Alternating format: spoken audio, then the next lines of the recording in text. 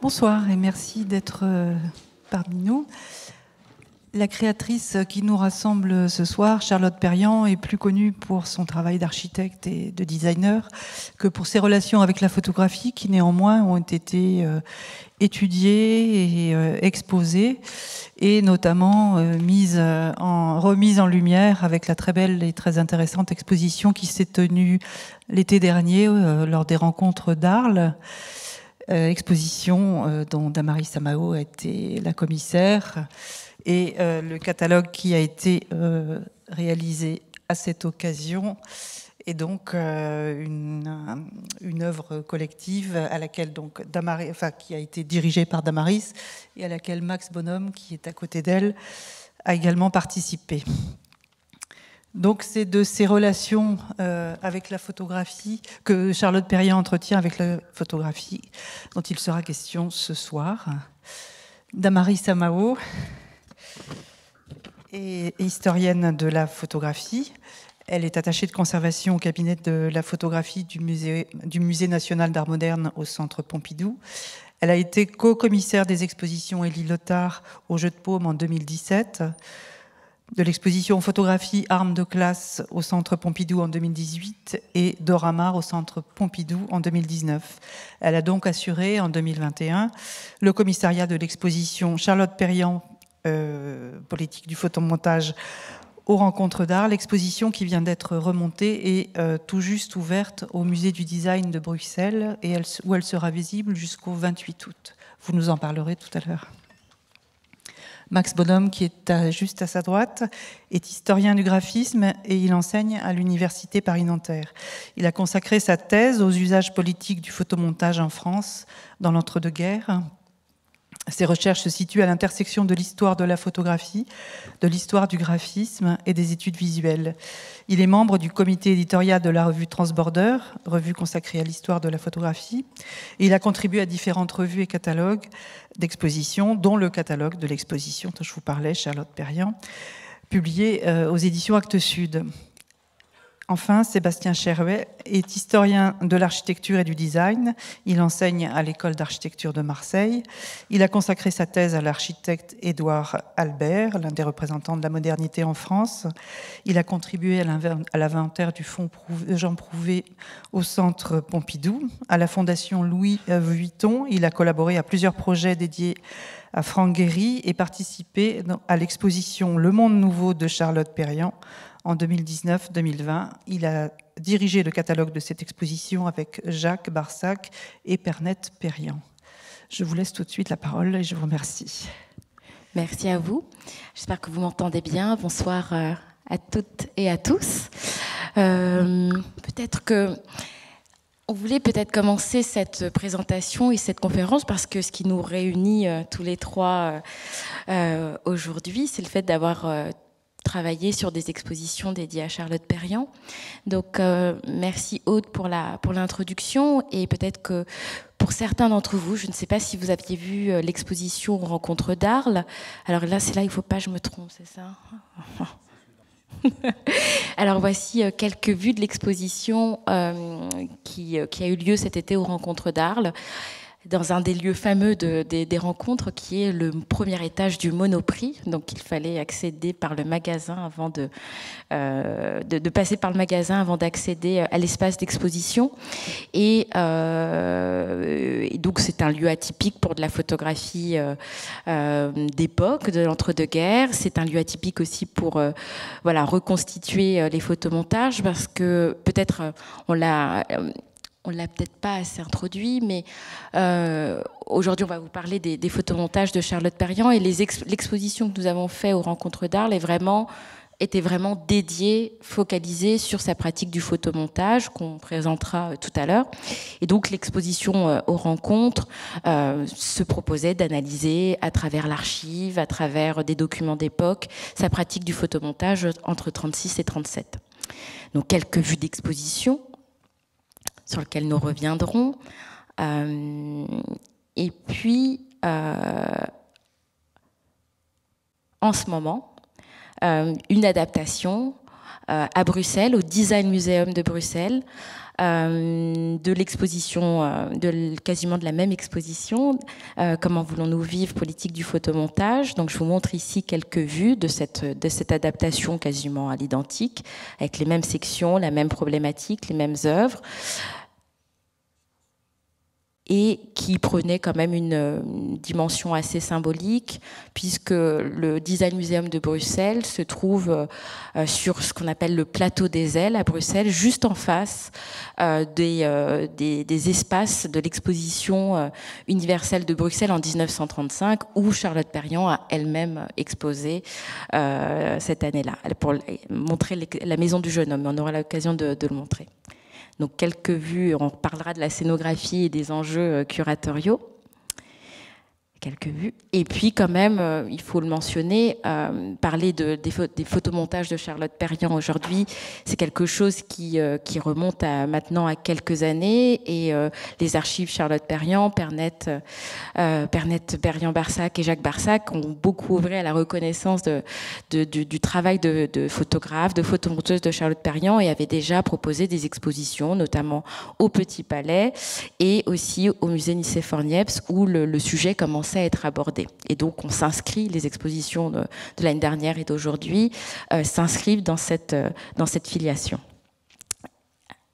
Et je laisse la parole à mon collègue et confrère Sébastien Cherubet, qui va aussi nous évoquer l'actualité des expositions sur Charlotte Perriand, et notamment avec l'exposition qui a eu lieu à la Fondation Louis Vuitton.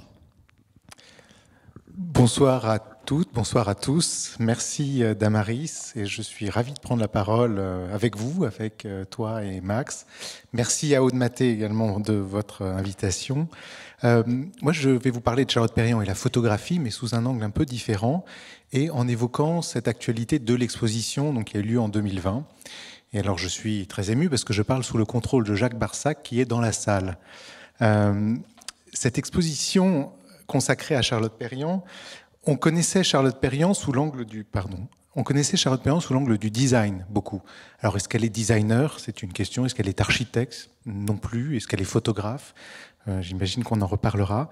En tout cas, elle était connue pour son œuvre de design, et notamment à travers des photographies.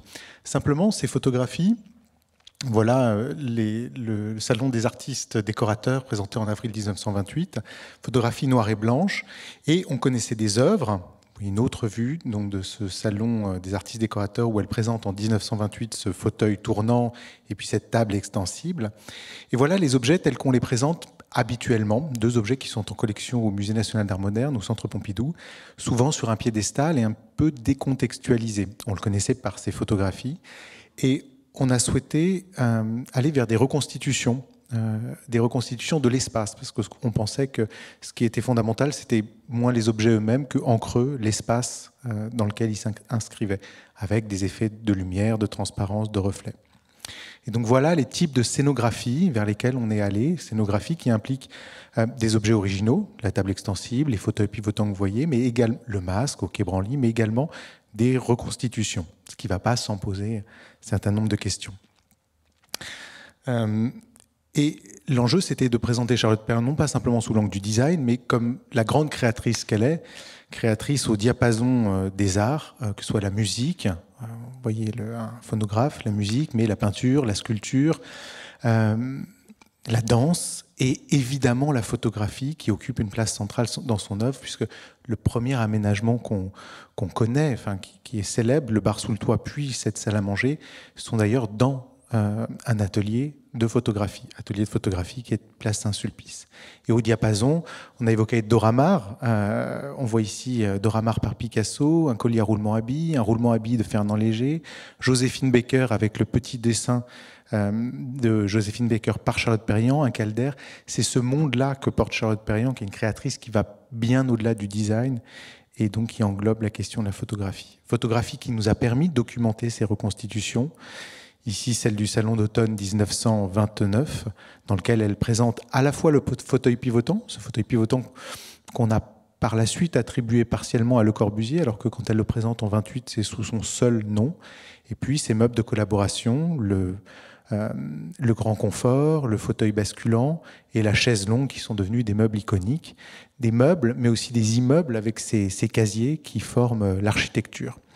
Et ces photographies nous ont permis de documenter ces espaces, de les restituer à l'occasion de l'exposition donc organisée à la Fondation Louis Vuitton, avec un commissariat composé évidemment de Jacques Barsac et de Pernette-Perriand, mais également de Gladys Fab et de Sébastien Gocalpe.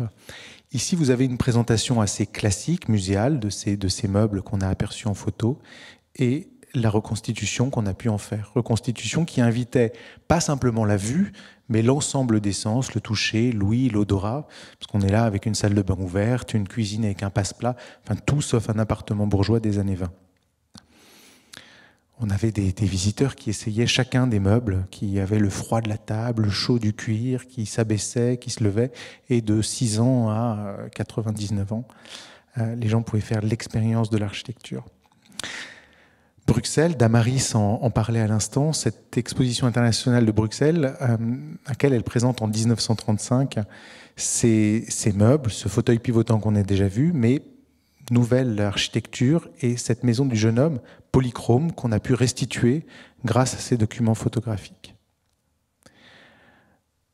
Ici, son atelier de 1938, elle a déménagé, elle n'est plus dans l'atelier de la place Saint-Sulpice. Là encore, une photographie.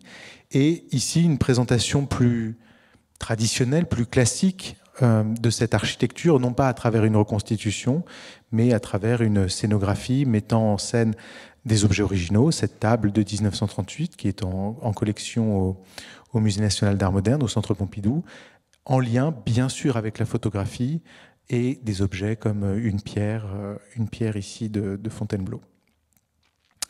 Alors j'ai honte, mais je l'évoque, puisque j'ai honte de le présenter, puisqu'on avait évoqué dans l'exposition à la Fondation Louis Vuitton la grande misère de Paris, dont Max Bonhomme et Damaris vont nous parler, nous ont déjà parlé. Et vous l'avez vu, notre présentation était sans doute moins efficace, moins intéressante que celle que vous avez pu voir à Arles. Néanmoins, elle était présente. Également ici, le photomontage du pavillon donc du ministère de l'Agriculture de 1937. Éminemment signifiant, on est ici dans un bâtiment nous-mêmes qui est lié à cette histoire de 1937. Les deux grands bâtiments de l'exposition de 1937, c'est le pavillon de l'Allemagne nazie des fascistes et celui de l'Union soviétique qui se font face en bordure de Seine. Et là, on a une autre esthétique qui est proposée.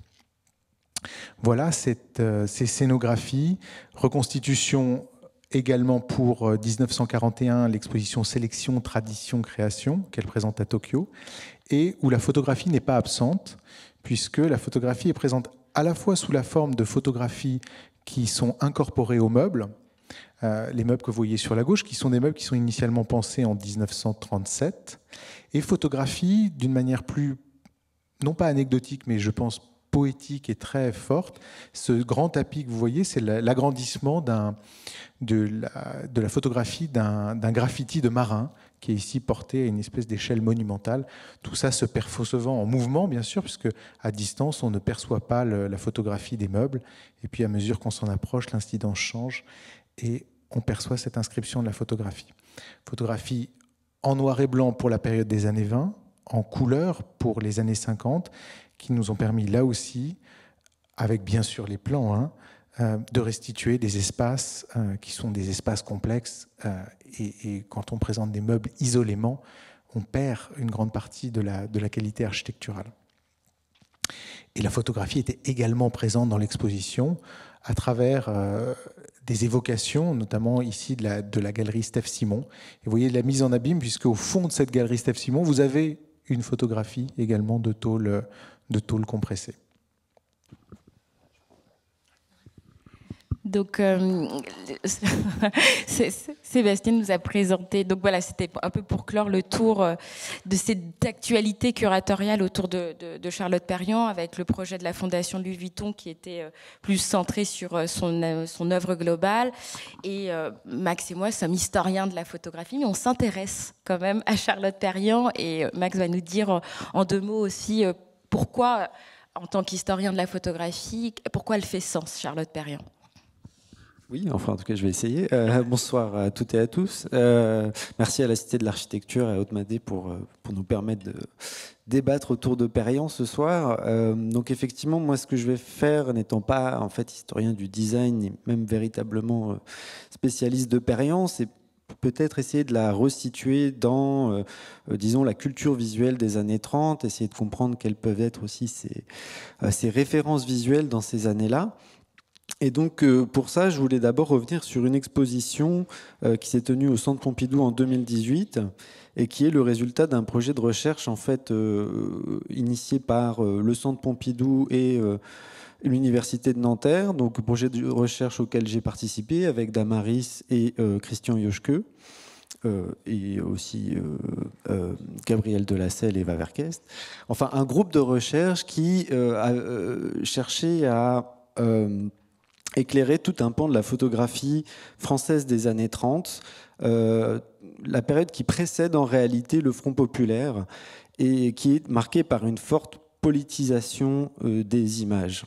Alors, c'est en fait le résultat d'une recherche menée sur les collections photographiques du Centre Pompidou, qui sont très riches justement sur cette période de l'entre-deux-guerres et des années 30. Et certains historiens de la photographie, dont Clément Chéroux notamment dans son travail sur Henri Cartier-Bresson, ont mis en lumière le fait que beaucoup de ces photographes, ces grands noms de l'histoire de la photographie, étaient en fait très impliqués dans des organisations de la gauche révolutionnaire, en particulier l'AEAR, l'Association des écrivains et artistes révolutionnaires. Donc le but de ce projet de recherche et de l'exposition qui en est le résultat, c'était de montrer justement toute cette implication politique des photographes documentaires des années 30 en France. Et donc, c'est par là qu'on en est venu à Perriand, en réalité, parce que on avait connaissance de ces photomontages de 1936, La Grande Misère de Paris, et puis ceux pour l'exposition de 37. Et on savait aussi que Perriand était membre de cette même association, l'AER. Et donc, il s'agissait de voir quels ont pu être aussi les liens entre Perriand et ces photographes, disons, engagés, voire ces photographes militants. Hein, puisque vous voyez que ces photographes publient des manifestes, des tracts, comme celui d'Henri Tracol, ici intitulé « Photographie arme de classe », qui avait donné son titre à l'exposition. Ces photographes exposent ensemble au cours des années 30, en particulier avec une importante exposition en 1935 qui s'intitulait « Documents de la vie sociale », qui était organisée sous l'égide de cette AEAR, Association des écrivains et artistes révolutionnaires. Et dans cette exposition, Documents de la vie sociale, on pouvait voir par exemple des photomontages de Willy Ronis, un photographe qu'on connaît beaucoup mieux pour son travail d'après-guerre, qu'on qualifie volontiers d'humaniste, mais qui dans les années 30 était véritablement engagé auprès des organisations révolutionnaires. Et dans son travail de photomontage, on voyait un exemple ici, il s'inspire de ce qui peut se faire à la même époque en Allemagne, du côté de figures comme John Hartfield, dont je vais reparler un petit peu après. Alors voici quelques vues de cette exposition donc, qui s'était tenue dans la galerie du Centre Pompidou il y a maintenant 4 ans. Alors vous voyez ici que l'exposition accordait une part importante à la presse, en fait, à l'image imprimée.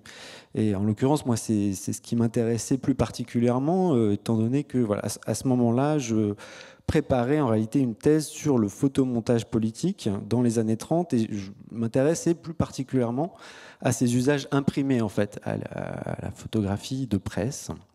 Et c'est la raison pour laquelle vous voyez au mur un certain nombre de couvertures de revues qui nous montraient comment ces images politiques étaient diffusées.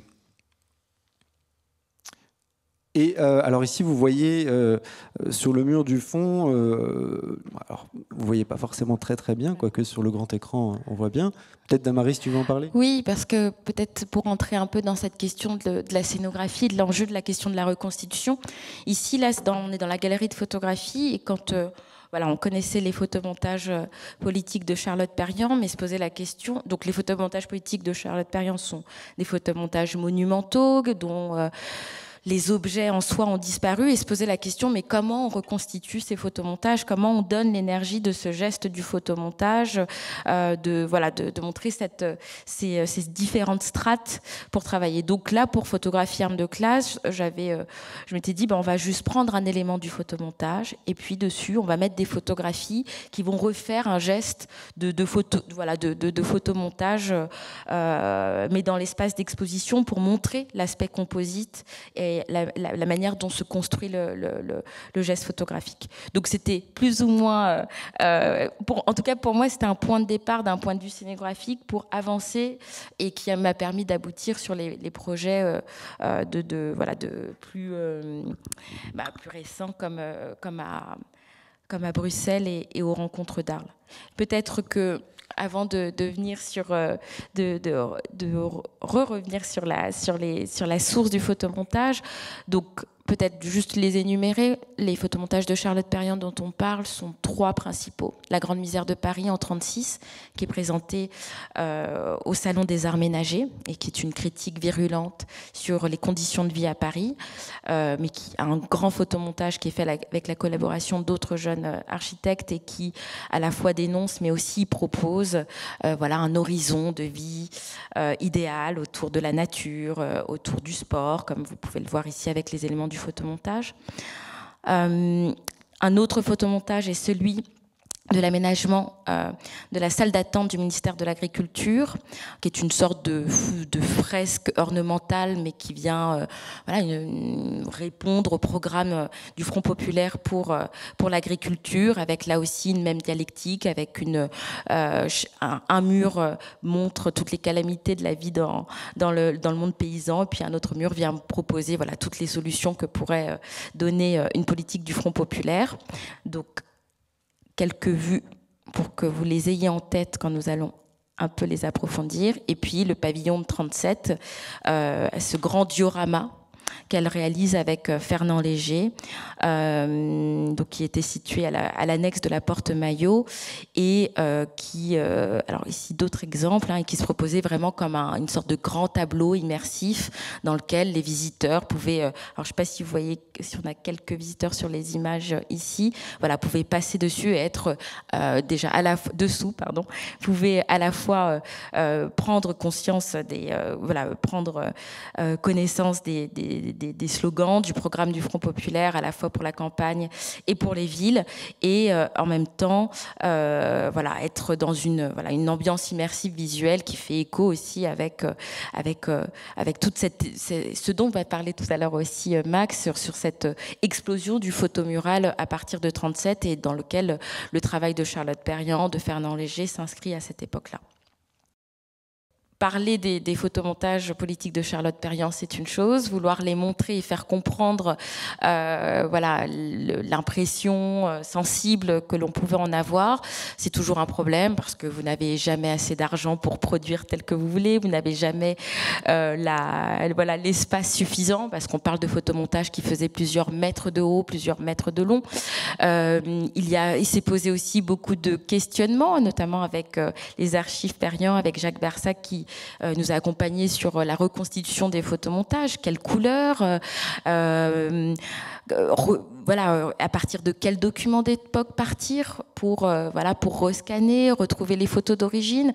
Et la chance qu'on avait dans l'exposition, pour faire l'exposition aux rencontres d'Arles et ensuite présentée maintenant à Bruxelles, c'est qu'il y a cette archive incroyable. Et donc l'enjeu de l'exposition, finalement, c'était pas tant d'essayer de reconstituer les photomontages tels quels, que d'essayer de reconstituer les gestes du photomontage, de montrer une archive incroyable, parce que je pense que tu ne vas pas me démentir, Max, mais c'est assez difficile d'avoir accès à la cuisine interne des photomonteurs, surtout à cette époque-là. Il est très rare, quand on parle de... Peut-être pour John Orfield, les archives sont bien conservées, mais quand vous les retrouvez, les images d'origine, les ciseaux, le geste du ciseau, comment des images ont été détournées, c'est très rare. Et l'archive Charlotte Perriand offre vraiment une opportunité pour éclairer cette partie de l'histoire de... Donc, en tant qu'historien de la photographie, pour nous, c'est très précieux parce qu'on a rarement des témoignages de cette pratique du photomontage dans les années 30. Et donc, comme je disais, la question de la reconstitution, eh bien, de savoir est-ce qu'on reconstitue à l'identique, qu'est-ce qu'on fait, eh bien, elle s'est posée, bien sûr, pour nous, et on a essayé de la détourner et aussi de s'approprier les moyens, notamment numériques aujourd'hui, pour pouvoir proposer autre chose en termes de reconstitution. Et donc, il y a tous ces plans travaillés, notamment par Jacques Barsac, pour essayer de retrouver les photomontages d'époque. Donc, dans l'exposition, on a choisi à chaque fois de montrer que des détails, des morceaux, en privilégiant parfois juste l'évocation, en montrant parfois, voilà. Mais on a aussi choisi de passer par le film.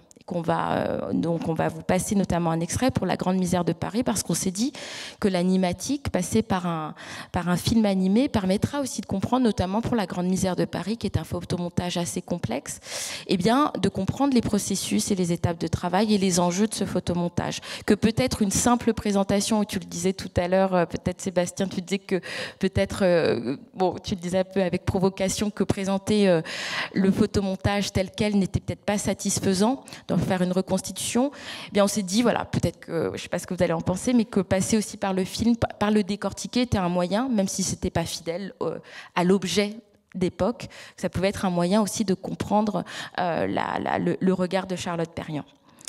Donc là, c'est juste une image pour vous dire qu'on a travaillé vraiment en direct à l'occasion de l'exposition. Alors ici, vous voyez Cécile des Rencontres d'Arles, et puis ici l'écran du réalisateur qui nous a aidés pour comment on simplifie, comment on parle de ces photomontages, et qui là, c'était vraiment une de ses premières esquisses pour nous dire, pour nous proposer comment on pourrait rentrer dans son travail.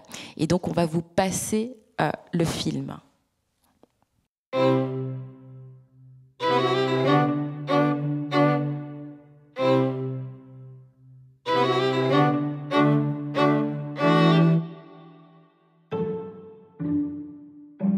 Entre janvier et février 1936, La Grande Misère de Paris, une fresque monumentale conçue par Charlotte Perriand, est présentée au public lors de la 3e exposition de l'habitation au Salon des Arts Ménagers. C'est une composition monumentale qui rappelle la forme classique de la fresque et qui se veut didactique. Elle est conçue à la fois comme un film muet, avec ses slogans manuscrits, et comme une bande dessinée avec ses pavés de texte tapés à la machine. 2 murs, un de 16 mètres de long et de 3 mètres de hauteur, un autre de 8 mètres de long et de 5 mètres de haut, soit près de 90 mètres carrés de composition immersive mêlant texte et images. L'objectif ? Sensibiliser le grand public aux problèmes de l'habitat et aux conditions d'existence déplorables des classes populaires dans les villes et sociétés modernes, et surtout, en faire un sujet de débat politique.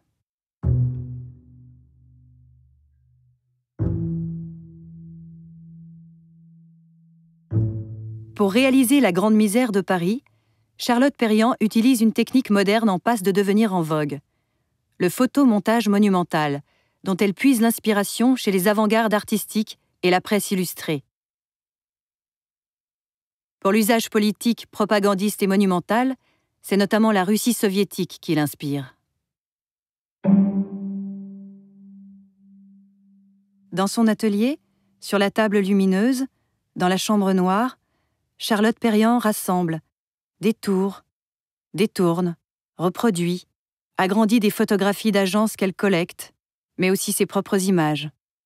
Elle les recompose, les réassemble et les associe à des slogans, des statistiques et des analyses au service d'un message militant. Derrière la densité visuelle et graphique de La Grande Misère de Paris se dessine un propos riche sur plusieurs niveaux, fonctionnant sur le mode dialectique. La ville et la campagne, le collectif et l'individu, l'industrie et l'agriculture, le progrès et les héritages du passé, la critique du contexte présent et la perspective d'une vie meilleure. Les sujets abordés dans La Grande Misère de Paris résonnent encore aujourd'hui.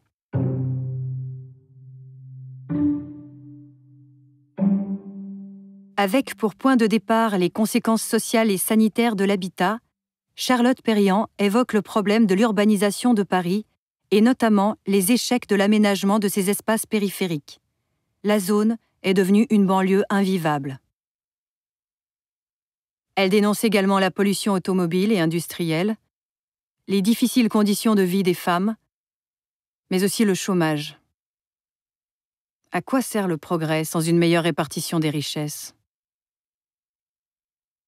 Incarnation de l'espoir, les figures d'enfants structurent la partie inférieure de la Grande Misère de Paris en symbolisant la trajectoire de vie des individus. Naître, grandir, être soigné, s'éduquer, vivre avec les autres, travailler, jouer, mais aussi vieillir. Quel destin pour l'individu dans ce grand tout.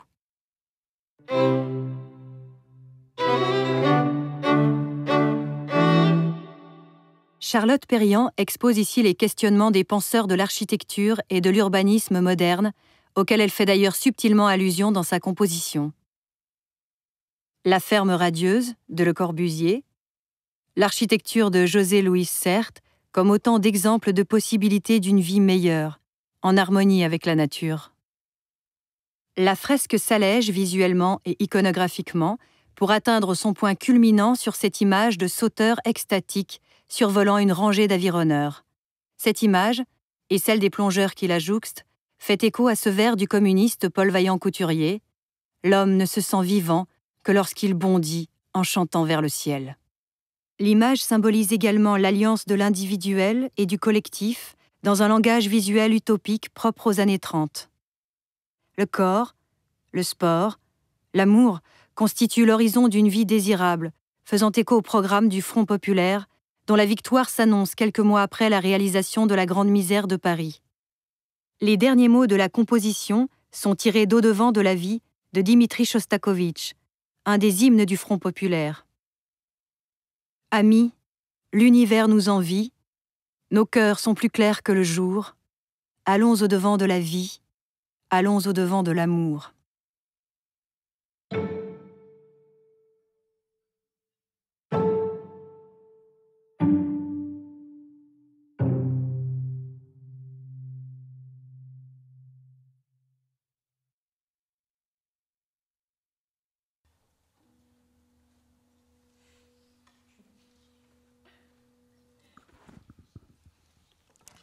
Donc voilà, oui.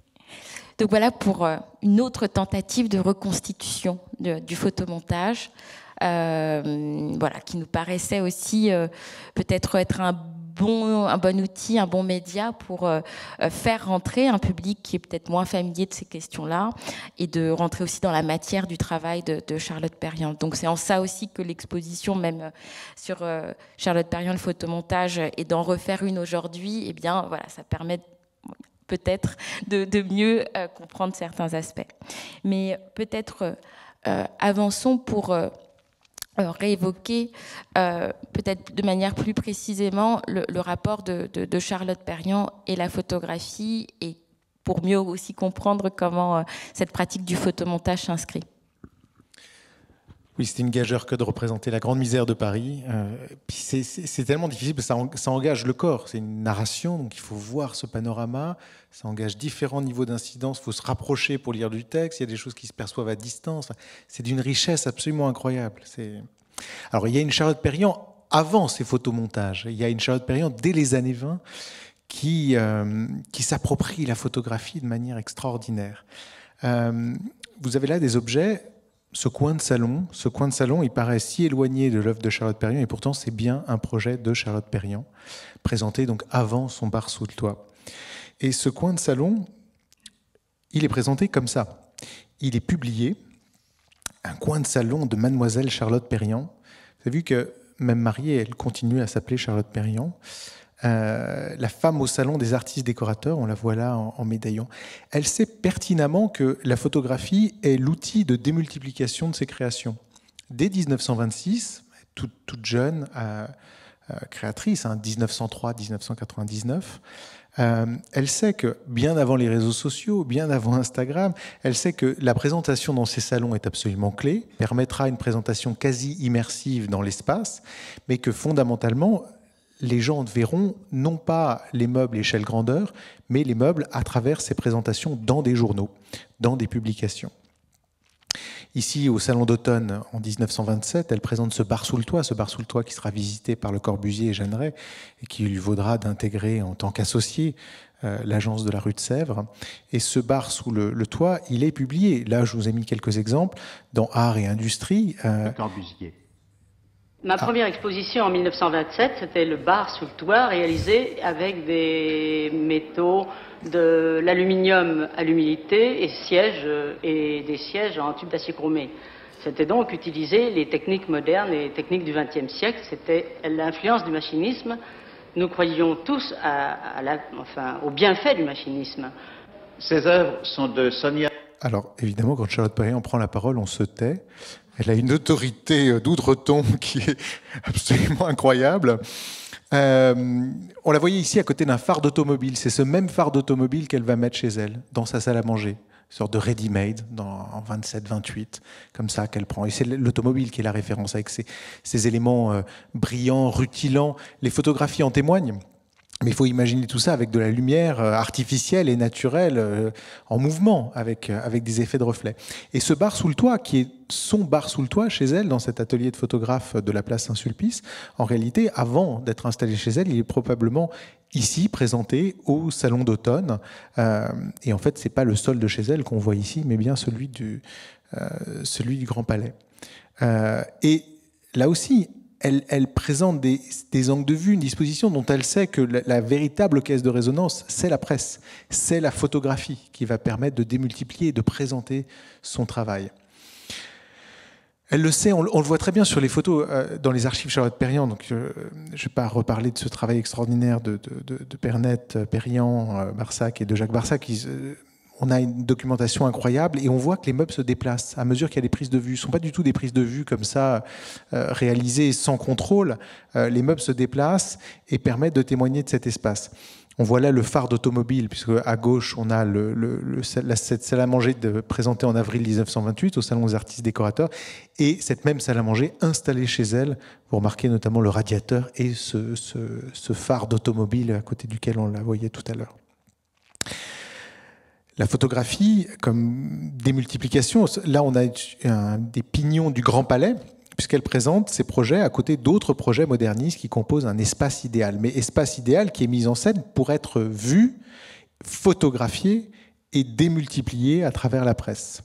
Là, vous avez cette salle à manger, le fumoir de René Herbst et le living room de Joe Bourgeois.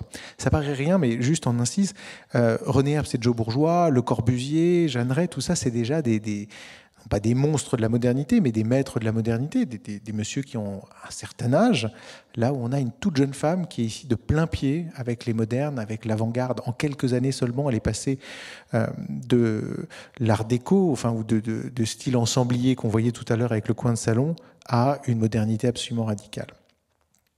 Il faut bien mesurer l'écart entre les productions de Ruhlmann de l'époque et puis ce qu'elle présente, elle, à la même époque, dans ces années 20. Et on voit la photo qui permet de restituer les ombres, les effets de transparence de ces plateaux en verre, parce que toute la qualité visuelle est autour de ça. Et ces quelques photos de Charlotte Perriand, là, de la verrière, on voit que son œil se pose là-dessus, sur l'espace, la lumière, sur cette verrière qui est diaphane, ou ce filet, ou ces arbres, qui forment une espèce de paravent.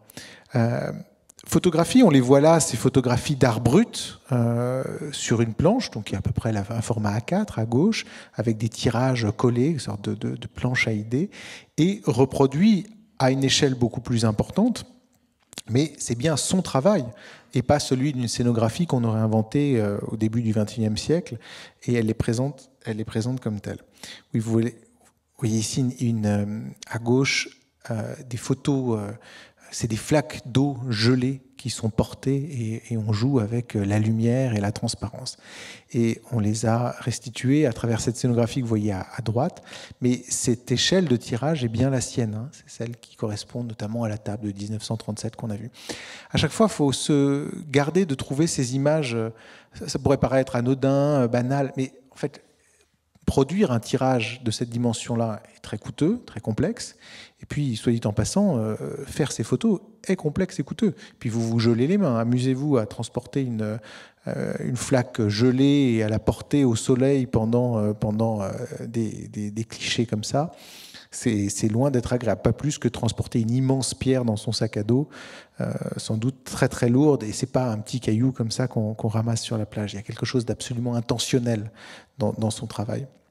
Ces photos des années 30, on est bien avant les nouveaux réalistes, bien avant César, Armand, les compressions, les accumulations, et un autre regard sur l'industrie. Puisque l'industrie qui était... Tout à l'heure, quand on entendait Charlotte Perriand parler de la machine, l'automobile, l'avion ou la machine qui sont dans les années 20 encore des éléments d'émancipation, c'est le mouvement, c'est... la découverte, c'est la possibilité de démultiplier le travail. Après la crise de 29 et ses conséquences en Europe et le réarmement des États-nations, la machine a une autre dimension symbolique. Et on voit là une machine qui est pas... on n'est plus dans le phare d'automobile, on est dans la compression de tôle, et puis qui est mis en opposition avec ce galet, avec la nature. Et ces meubles, alors là vous avez des meubles qui sont présentés en 1941 à Tokyo, mais initialement pensés pour l'exposition de 1937. L'exposition de 1937 qui est annonciatrice de bien des traumatismes en Europe.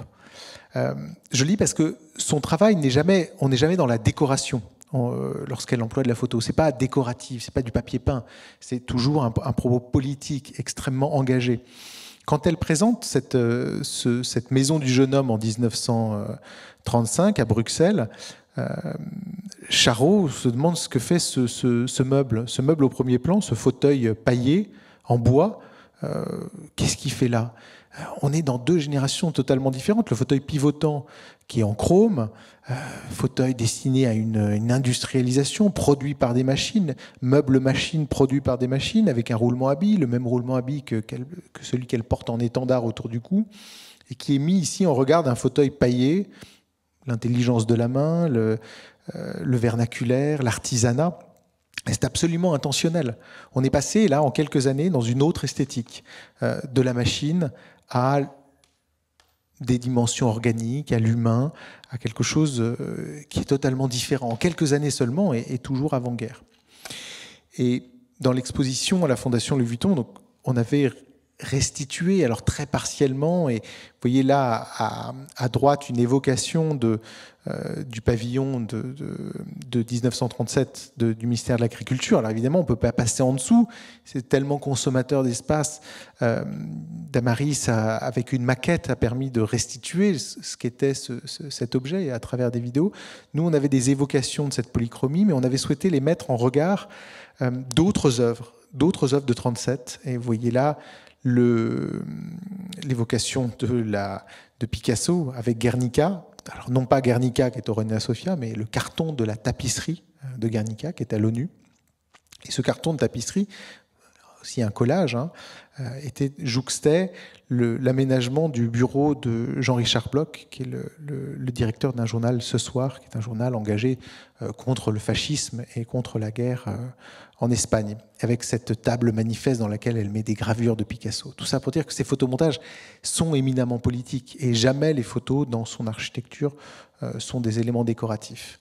La photographie néanmoins occupe une autre place que le photomontage, comme carnet de notes, ici des pilotis. Alors on n'est pas dans le pilotis corbuséen, on est dans le pilotis savoyard, et puis tout ça collé comme une espèce de carnet de notes à idées sur un papier, là, des documents des archives Charlotte Perriand.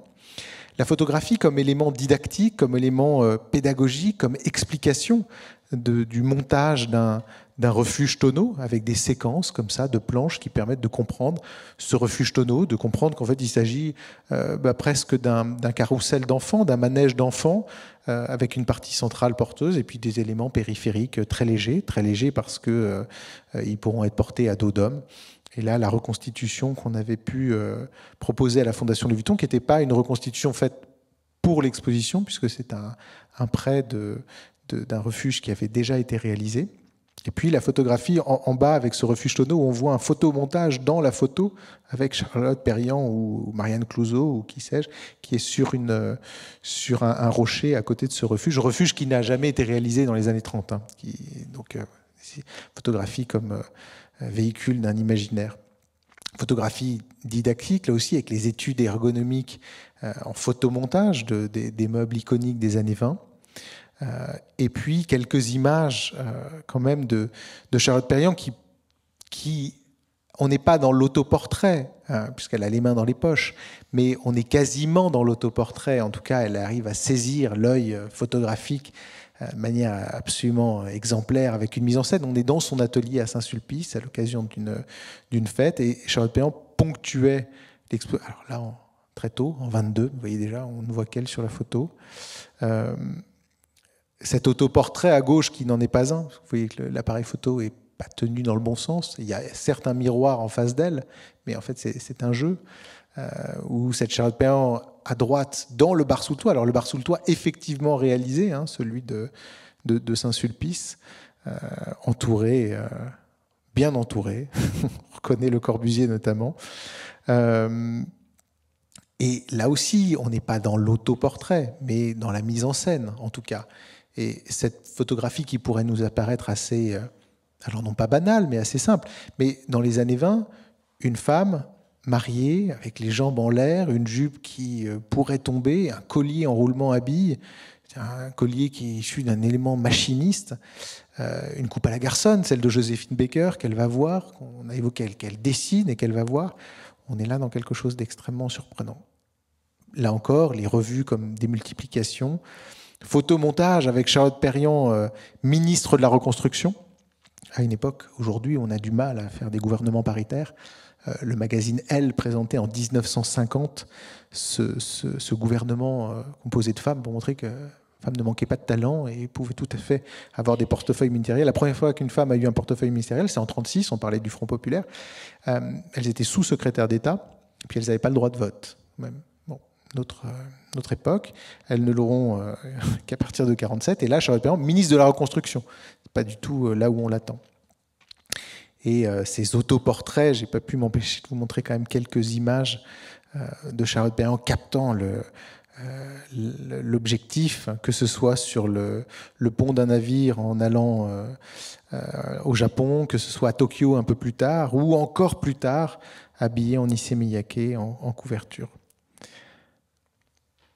Et ça, c'était un choix de Perriand, qui avait réservé cette photo pour la couverture du catalogue. Et vous voyez que est-ce que cette femme est un designer, une architecte, en tout cas une immense créatrice. Et cette photographie nous paraissait, qui était un quasi-autoportrait, en tout cas une mise en scène portée, cet enthousiasme qu'on retrouve dans l'ensemble de son œuvre, et puis un enthousiasme collectif avec d'autres artistes qui permettent de dessiner cette synthèse des arts qu'elle propose. Donc voilà, ce petit moment pour un peu resituer la pratique photographique de Charlotte Perriand et peut-être aussi réinsister sur le fait que nous, en tant qu'historiens de la photographie, et Max l'a évoqué tout à l'heure avec Photographie arme de classe, ce qui nous intéressait, c'était bien sûr la casquette de photographe. Charlotte Perriand a pris des photographies par elle-même, mais la modernité en photographie dans l'entre-deux-guerres, elle ne tient pas juste au fait de tenir l'appareil photo, c'est aussi la manifestation de cette soif d'image. Et le fait que, par exemple, que Charlotte Perriand était une iconographe, qu'elle a collecté des images dans la presse ou qu'elle a acheté, ça aussi c'est un geste moderne. L'appropriation de l'image photographique est un geste moderne. Et un geste politique aussi, puisque dans Photographie arme de classe, qui nous intéressait, et tout à l'heure on montrait le tract Photographie arme de classe, il y a Tracol qui écrit que ce qui est révolutionnaire, c'est de faire des photographies qui dénoncent les conditions de vie, c'est de faire des photographies, c'est d'accompagner les ouvriers photographes à faire des photographies de leur environnement, mais c'est aussi faire archive. Il faut collecter des images, il faut s'approprier les images en les collectionnant, en leur donnant du sens social, ce qu'elle fait avec les photomontages. Et donc, ce qui était intéressant aussi, c'était aussi de dépasser, parce qu'on est à un moment aussi dans l'histoire de la photographie où on essaye de sortir de la seule figure de l'auteur photographe. Et ce qui est intéressant avec Charlotte Perriand, et on espère qu'elle va un peu plus rentrer maintenant dans une histoire de la photographie ouverte, c'est cette idée que être iconographe, ce geste d'iconographe dont on parle beaucoup aujourd'hui avec les artistes contemporains, eh bien, Charlotte Perriand, elle est moderne aussi pour ça, pour cette appropriation des images. Et ce qui nous permet aussi de revenir sur la question de sa méthode de travail.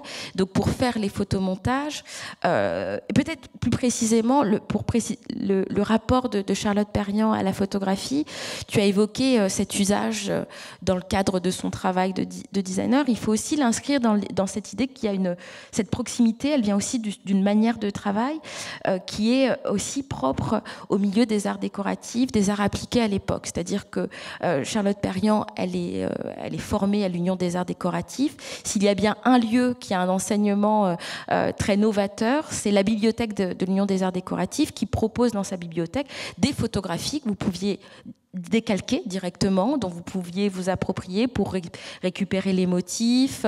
Par exemple, les photographies d'Adjet étaient achetées par la Bibliothèque des Arts Décoratifs pour que les artisans, les bijoutiers, les décorateurs puissent directement se documenter dans les photographies d'Adjet. Donc on sent qu'aussi que le rapport qu'a Charlotte Perriand avec la photographie, cette désinvolture, avec, on pourrait le dire aussi, le fait qu'elle s'approprie les images d'auteurs, de la presse, ça vient aussi de cette formation en art décor, de ce milieu des très ouvert, très novateur du milieu des arts appliqués, notamment à Paris. Donc Charlotte Perriand récolte des images, elle fait elle-même des photographies, comme on en montre quelques-unes ici, qui sont, comme tu le disais, avec ces images de pilotis. C'est parce que la photographie lui sert à étudier son environnement, à regarder par elle-même, ça démultiplie le regard. Donc les photographies qu'elle fait notamment dans les taudis parisiens, donc des motifs que vous avez retrouvés tout à l'heure, que vous avez vu tout à l'heure dans le photomontage de la Grande Misère de Paris, des photographies du monde rural qui l'intéressent, donc un geste de photographe, mais c'est pas tant ça qui moi m'a intéressée quand les archives, quand les rencontres d'Arles m'ont proposé de participer à cette aventure des photomontages, c'est cette archive. Alors ici vous voyez Sam Sturze, qui est l'ancien directeur des rencontres d'Arles, qui était à l'origine du projet, et aller dans les archives Perriand, c'est ça, c'est déjà monter.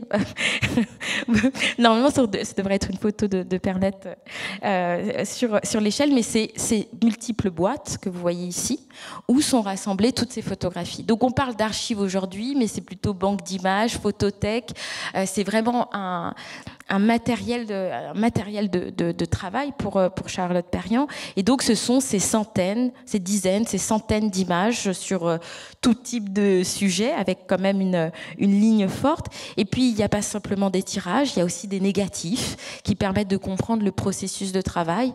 Et dans l'exposition aux Rencontres d'Arles, on avait essayé de montrer en fait tous ces différents états de l'image, le fait qu'on a des tirages, mais aussi des négatifs, mais aussi des images détourées, et l'archive est un formidable lieu pour comprendre cette embouille, cette cuisine interne. Donc quelques exemples de ce qu'on trouve dans les archives Charlotte Perriand et qui permettent de comprendre comment cette économie de l'image, quoi. Et il y a notamment toute une partie de l'exposition qui était dédiée à montrer cette archive. Parce que pour moi, ce qui est moderne, c'est vraiment aussi ce geste de collecte et de réappropriation. Donc on l'a intitulé Archives du monde social, puisque c'est toute une collection de photographies tirées de la presse, New York Times, Keystone, qui sont vraiment qui sont des agences qui sont en plein essor dans l'entre-deux-guerres, parce qu'on a besoin d'images pour la presse illustrée. Et Charlotte Perriand en achète, en récupère, on ne sait pas encore exactement. Et elle en fait sa documentation. Certains sont utilisés pour les photomontages et d'autres lui servent juste comme documentation. Et par exemple, dans l'exposition, on ne voulait pas les montrer au mur, on voulait montrer le geste de cette personne qui va accumuler des images et qui va devoir les choisir et les éditer. Puisque ça aussi, c'est l'œil moderne, c'est la modernité de Perriand. C'est la grande figure de l'entre-deux-guerres aussi, hein, c'est l'éditeur d'images qui apparaît notamment dans le magazine, dans le milieu de la magazine illustrée. Donc quelques images de cette fameuse archive Perriand, de ces images récoltées, avant de laisser la parole à Max, qui va nous dire à quoi servent ces images et quelles sont les influences de l'usage de ces images dans le photomontage. On pourra revenir dessus pendant les questions sur les types d'images.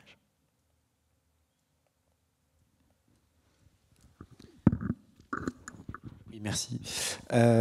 Oui, donc ce que je voulais vous proposer, c'était d'essayer de réfléchir à finalement comment est-ce que quelqu'un comme Perriand en vient à s'approprier cette technique qui est le photomontage, qui est une technique fortement marquée, disons, esthétiquement et politiquement. C'est une technique associée aux avant-gardes, et pas à n'importe quelles avant-gardes, au constructivisme soviétique, mais également à ce qui se passe en Allemagne du côté du Bauhaus. Alors, ce qu'on peut voir, c'est que dès en fait, la fin des années 20, et sans doute grâce à la bonne connaissance qu'a Perriand justement de ces avant-gardes allemandes en particulier, elle commence à intégrer quelques éléments photographiques dans certains de ses projets d'aménagement, comme ce projet pour le Salon d'automne en 1929, qui, vous voyez, comprend des éléments photographiques découpés et collés d'une façon qui rappelle beaucoup ce que proposent à la même époque des gens comme Mies van der Rohe, en fait, à l'école du Bauhaus en Allemagne. Et il se trouve que justement, en 1930, le Bauhaus expose à Paris, à l'occasion donc de l'exposition de la Société des artistes décorateurs.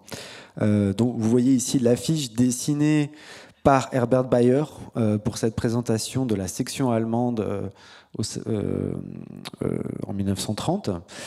Et il se trouve que c'est à cette occasion que Perriand va rencontrer justement les protagonistes du Bauhaus. En fait, il y a une fête qui est organisée par l'ambassade d'Allemagne. Et Perriand est invitée, et donc elle a l'occasion de faire la fête avec Walter Gropius, avec voilà, toutes les grandes figures de cette école, Herbert Bayer. Herbert Bayer qui justement donc dans cette exposition de 1930 avait présenté une nouvelle façon d'utiliser la photographie comme élément scénographique. C'est ce que vous voyez ici, hein, avec cette présentation de l'architecture au Bauhaus par le biais d'agrandissements photographiques qui vont du sol au plafond, qui sont parfois en pan incliné, comme vous le voyez ici, ce qui était une façon pour Bayer d'essayer de dynamiser le regard du spectateur. Donc Perriand a forcément vu ça. Et on peut se demander dans quelle mesure ce genre de présentation a pu lui inspirer son usage ultérieur du photomontage mural. Mais alors l'élément, je dirais peut-être le plus crucial pour comprendre son usage de cette technique du photomontage, c'est bien sûr sa position politique On sait qu'à partir du début des années 30, Perriand est très intéressée par le marxisme, par le communisme en fait. Donc elle fait partie de la EAR, comme on l'a dit tout à l'heure. Elle suit aussi des cours à l'Université ouvrière, qui est une université qui a été créée par le Parti communiste, des cours sur l'organisation du travail, des choses comme ça. Et en 31-32, on a un petit doute sur la date, mais elle fait un premier voyage en Union soviétique à l'occasion donc du chantier du Centro-Soyouz, qui est un projet de Le Corbusier. Donc elle va visiter ce chantier et elle va en profiter pour faire un voyage d'études, disons, en Union soviétique. Alors elle passe aussi par l'Allemagne, elle passe par Stuttgart, Francfort et Berlin, et c'est intéressant parce que à ce moment-là, elle va rencontrer aussi d'autres figures des avant-gardes comme Willy Baumeister ou László Moholy-Nagy. Alors en URSS, son séjour est quand même assez strictement encadré puisque c'est organisé par l'Intourist, qui est en fait l'organisation soviétique chargée justement d'accueillir les visiteurs étrangers. Donc on peut supposer que voilà, elle n'a pas forcément pu aller là où elle voulait. Et d'ailleurs, elle aura une vision assez ambivalente finalement de la situation en Union soviétique, en fait assez décevante par rapport à ses attentes. Elle dit d'ailleurs à un moment que dans son carnet de voyage qu'il faut pas s'attarder sur les détails, mais seulement sur les buts à atteindre. C'est-à-dire cette idée que certes l'URSS en 1931 c'est pas la joie, pour le dire rapidement, mais il faut voir l'objectif, il faut voir le but final. Elle note aussi, et ça c'est très intéressant, que la construction du socialisme appelle un travail pédagogique. Et ça, c'est quelque chose qui me semble est tout à fait crucial pour comprendre ces photomontages ultérieurs. Donc elle écrit toujours dans son carnet de voyage que la tâche la plus importante, donc en Union soviétique mais aussi ailleurs, c'est la pédagogie, c'est élever la masse. Il ne s'agit pas de faire de l'architecture, mais de répondre rapidement à des besoins pour permettre l'éducation culturelle et placée dans un cadre propice. Il ne s'agit pas de construire avec les possibilités apportées par les nouvelles techniques, car avant cela, il faut éduquer plus que partout ailleurs. Un travail gigantesque. Par ailleurs, pour comprendre donc son usage du photomontage, il faut aussi voir dans quel environnement visuel finalement s'inscrit ce travail, et en particulier la connaissance qu'elle avait de la presse soviétique, et en particulier de cette revue qui s'appelle l'URSS en construction, qui est bien connue. C'est une revue de propagande publiée par les soviétiques dans différentes langues, dont le français, et qui est une revue très intéressante du point de vue de la photographie et de la mise en page. C'est une revue imprimée en héliogravure, donc avec une très bonne qualité d'impression sur un très beau papier, et qui fait appel aux plus grands photographes soviétiques de ces années-là, comme Max Alpert par exemple, et qui fait appel pour la mise en page à des grandes figures du constructivisme russe, des gens comme Rodchenko, comme El Lissitzky, comme Varvara Stepanova. Alors justement, les archives de Charlotte Perriand conservent quelques exemplaires de cette revue, et ce qui est assez intéressant, c'est qu'on peut voir la façon dont Perriand va venir découper dans ses magazines certains fragments de photographie qui l'intéressent pour des compositions ultérieures.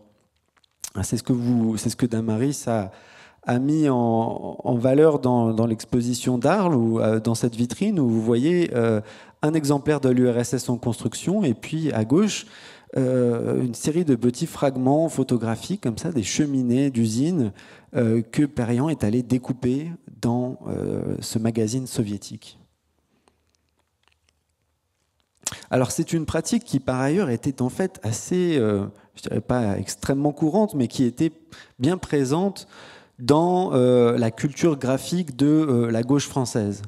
Vous voyez ici un exemple d'un livre publié par le bureau d'édition du Parti communiste français, un livre de Paul Vaillant-Couturier, avec un photomontage en couverture, dont on ne connaît pas l'auteur, et qui a été réalisé justement en découpant et en assemblant des photographies de Max Alpert récupérées dans, encore une fois, l'URSS en construction. Et ce genre de pratique, on en trouve encore bien d'autres exemples, et en particulier dans un magazine très, très important de ces années-là qui s'appelle Regard, qui était un hebdomadaire illustré qui a été lancé par les communistes, pas par le Parti communiste français, mais par le Comintern, la Troisième Internationale. Et c'était donc une revue qui accordait une place considérable à la photographie, qui comprenait assez régulièrement des photomontages à la fois en couverture et dans les pages intérieures. Ici, vous voyez l'exemple d'une couverture de 1933, donc en pleine, juste après l'accession d'Hitler au pouvoir, en réalité, qui est en fait le réemploi d'une photographie venue donc encore une fois, l'URSS en construction, dans un tout autre contexte, puisqu'elle montrait un ouvrier dans un pays d'Asie centrale. Donc, image qui a été complètement recontextualisée par le graphiste qui s'est occupé de cette couverture pour Regard. Mais alors, bien sûr, la grande figure du photomontage politique dans les années 30, c'est bien sûr John Heartfield. John Heartfield qui est passé par le groupe Dada de Berlin et puis qui va surtout, à partir de 1930, réaliser ses couvertures pour le magazine allemand AIZ, dénonçant le fascisme, le militarisme, sous toutes ces incarnations. Et, alors vous voyez ici quelques exemples de la production d'Heartfield, des couvertures de livres dans les années 30, et puis quelques exemples de montages parus dans l'AIZ. Et alors justement, il se trouve que Regard est en quelque sorte l'équivalent de l'AIZ en France. Ça a été lancé par la même organisation communiste, et donc les photomontages d'Heartfield, bien souvent, se retrouvent dans Regard. Alors bien souvent, c'est peut-être un peu abusif, on a quelques exemples en réalité de reprises comme ça dans la presse française de ces montages d'Heartfield, qui par ailleurs va être promu par l'AEAR, l'organisation dont je vous parlais tout à l'heure en 1935, avec une rétrospective à Paris. Autant d'éléments, si vous voulez, qui préparent le terrain à l'avènement du photomontage sous sa forme monumentale, en tout cas tel que le conçoit Perriand. Alors on peut aussi s'intéresser finalement au thème de ces montages, et en particulier cette question de l'habitation, de l'habitat insalubre, de la banlieue parisienne, de la zone, etc. Vous voyez ici l'exemple d'une publication communiste, l'Almanach ouvrier et paysan de 1932, qui comprenait, vous voyez, une composition en double page par une personne qui s'appelle Simone Cabi-Dumas, consacrée justement à cette question du logement insalubre. Et ce qui est assez intéressant, si vous observez la composition au centre de ce montage, c'est de voir la façon dont les éléments photographiques sont découpés, détourés, d'une façon qui rappelle à bien des égards ce que fera Perriand en 1936 pour la Grande Misère de Paris. Vous voyez ici un des photomontages intermédiaires qui a servi à réaliser cette grande composition, la Grande Misère de Paris. Et comme l'a souligné Damaris tout à l'heure, ce qui est extrêmement précieux dans les archives de Perriand, c'est le fait qu'elle conserve justement des étapes comme ça intermédiaires pour la réalisation de photomontage, ce qui est extrêmement rare. Dans mes propres recherches, j'ai trouvé très très peu de cas de photomontage avant la publication, puisqu'un photomontage, c'est d'abord destiné à être imprimé, à apparaître dans la presse ou sous la forme du mural, comme ce sera le cas à la fin de la décennie. Donc. Et justement, donc, ce qui est frappant aussi lorsqu'on regarde une composition comme La Grande Misère de Paris, c'est les rapprochements qu'on peut faire avec la presse de la même époque, avec la mise en page de ces années-là. Je vais en prendre simplement je vous en montrerai un exemple tout à l'heure. Puisque d'abord, je voulais aborder un autre point assez crucial par rapport à cette question du photomontage mural. C'est finalement tout ce contexte des années 30 qui, je dirais, joue de la métaphore de la masse de différentes manières. C'est comme si finalement, en voulant s'adresser aux masses de façon quantitative, des masses d'individus, on recherchait un médium, un moyen d'expression visuelle qui soit lui aussi massif. Donc finalement, on voit émerger dans ces années 30 la question du monumental à bien des niveaux. En fait, on voit ça dans l'architecture je dirais, de tendance plus classique. On voit ça dans le modernisme, on voit ça dans le cinéma. Les salles de cinéma des années 30 sont gigantesques, elles atteignent des proportions bien supérieures à celles d'aujourd'hui. Donc on a cette tendance au grand format, au monumental.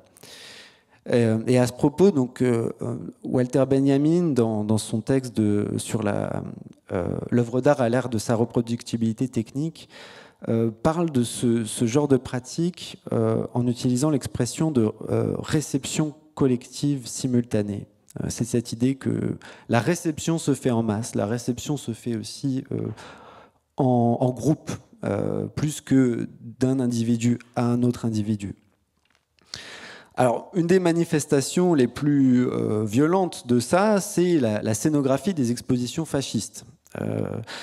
Que Perriand connaissait, puisque en 1935, donc à l'exposition universelle ou internationale de Bruxelles, le pavillon italien comprenait des gigantesques photomontages à la gloire du parti fasciste, qui plongeait le spectateur dans un environnement immersif, comme celui-ci. Alors celui-ci, c'est pas à Bruxelles en 1935, c'est quelques années avant, mais c'est un petit peu le même principe, si vous voulez. C'est des photomontages qui se situent au-dessus des gens, des spectateurs, et qui comprennent qui mélangent différentes techniques aussi. Vous voyez ici des formes de turbines sur lesquelles sont intégrées des photographies de foule, les turbines qui sont en soi aussi une métaphore de l'État, de l'État comme machine.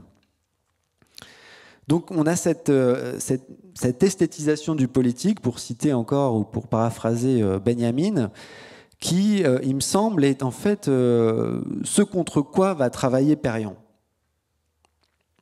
Puisque Perriand, il me semble, va œuvrer plutôt dans une direction qu'on pourrait qualifier de rationaliste ou humaniste, où l'idée c'est moins de forcer la conviction du public par cette espèce de pathos que de lui donner les outils intellectuels pour une compréhension, je dirais, concrète des faits, des données. C'est la raison pour laquelle il me semble intéressant de regarder la façon dont justement les données statistiques, numériques sont présentes dans l'œuvre de Perriand. Alors pour ça, on peut... alors c'est bien présent dans une composition comme La Grande Misère de Paris et ces autres photomontages monumentaux de la fin des années 30. Et ça appelle, il me semble, une comparaison avec ce qu'on peut trouver dans la presse de cette époque-là. Si vous regardez par exemple ce numéro spécial du magazine Vue qui paraît en mai 1936, donc au moment du Front populaire, on y voit également une façon de dynamiser le fragment photographique, de le combiner à des données statistiques, des graphiques, avec une volonté de pédagogie visuelle qui, il me semble, est assez proche de ce que cherche à faire en tout cas Perriand dans ces années-là. Alors ce numéro spécial est mis en page par Alexandre Lieberman et Marc Réal, qui sont deux des graphistes qui travaillent pour Vue. Vous voyez par exemple la façon dont certaines photographies vont être reproduites dans des tailles différentes pour faire écho à l'augmentation des chiffres ici à gauche. Donc c'est un numéro de magazine qui se regarde un peu comme un film documentaire. Il y a cette idée d'une espèce de narration. Vous voyez qu'il y a des flèches qui incitent le lecteur à tourner la page, à suivre le fil de l'histoire, pour ce qui est en fait un argumentaire en faveur d'une nouvelle compréhension de l'économie. En fait, c'est un numéro qui est basé sur les idées d'un économiste qui s'appelle Jacques Duboin, qui prône une économie, ce qu'il appelle distributive. Alors, on a évoqué tout à l'heure la question du machinisme et ses angoisses par rapport à la technique. Et justement, tout le propos économique de ce magazine, c'est de dire qu'il faut il faut pas avoir peur justement de ce progrès technique. Il faut en tirer parti. Et peut-être travailler moins, peut-être accorder un revenu inconditionnel à tous les citoyens indépendamment du travail fourni. Autrement dit, ce qu'on appellerait aujourd'hui le revenu universel ou le revenu de base. Donc ces idées sont déjà présentes dans les années 30. Et il se trouve qu'au pavillon des temps nouveaux, en 1937, dont Perriand est l'une des coordinatrices, on retrouve des slogans qui viennent des idées également de Jacques Duboin. Donc on est complètement dans une économie de la redistribution qui repense véritablement le rapport entre travail et temps libre d'une façon qui n'est pas dans le registre du marxisme dogmatique. Alors, il me reste combien de temps ? Je vais aller plus vite alors sur la suite. Je voulais vous montrer comment, dans cette volonté de pédagogie visuelle, de pédagogie par l'image, Charlotte Perriand va aussi repenser justement la forme même de la statistique. C'est quelque chose sur lequel elle insiste beaucoup dans ses mémoires, en particulier pour les projets qu'elle a été amenée à réaliser pour le gouvernement du Front populaire, en particulier donc le ministère de l'Agriculture. Ici, pour la salle d'attente, on avait tout simplement des graphiques en partie basse du mur, hein, donc sous les photomontages, des graphiques, je dirais, assez austères. Mais à l'exposition de 1937, elle va cette fois-ci avoir recours à des combinaisons de photographie et de statistiques en images qui s'inspirent d'une technique mise au point quelque temps avant en Autriche par Otto Neurath. C'est ce qu'on appelle l'isotype. Peut-être que vous avez déjà entendu ça, ou la méthode viennoise. Donc c'est cette technique de statistique en images dans laquelle chaque pictogramme équivaut à une quantité fixe. Et donc au lieu d'avoir des camemberts ou des choses comme ça, on reproduit une même icône ou un même pictogramme de façon à pouvoir visualiser d'un coup d'œil les différences quantitatives. Donc c'est une technique qui a connu aussi un grand succès en Union soviétique. Neurath a été travaillé à Moscou. Il a ouvert un institut là-bas qui s'appelle Isostat et qui prônait cette méthode de statistique en images.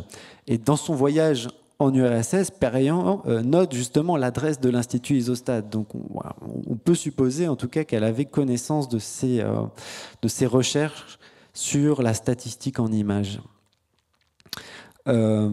C'était pas la seule par ailleurs, hein. Vous voyez qu'aussi au pavillon espagnol en 1937, donc toujours l'exposition universelle de 1937, au pavillon espagnol, donc construit par Certes, mais scénographié par Josep Renau, vous aviez également des panneaux didactiques qui comprenaient comme ça ce système de pictogrammes équivalent à une quantité de données fixe. Je passerai plus vite sur les autres exemples que je voulais vous présenter pour remettre encore une fois Perriand dans le contexte, la culture visuelle de ces années-là et les autres usages du photomontage qu'on peut trouver à cette époque.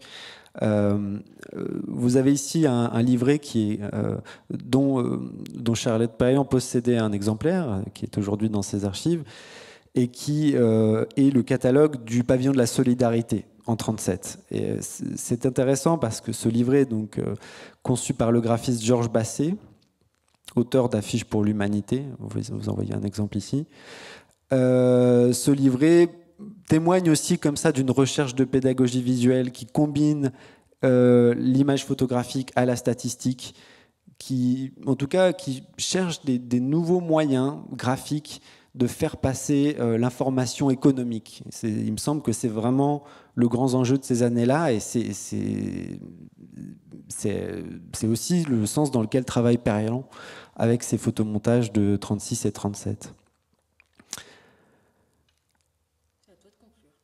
Alors, bon, je n'avais pas nécessairement prévu de conclure, mais bon, puisque j'ai la parole, je dirais que voilà, ce qui m'a beaucoup intéressé dans le parcours de Perriand, c'était justement son indépendance, y compris son indépendance politique, son absence de dogmatisme politique. C'est-à-dire qu'on a à la fois une vraie conviction moderniste, il faut planifier l'économie, il faut intervenir dans l'économie, il faut organiser la société, et en même temps un espèce de refus de l'autoritarisme. On voit bien ça dans ses voyages en URSS et sa position ultérieure vis-à-vis du communisme, une vraie indépendance.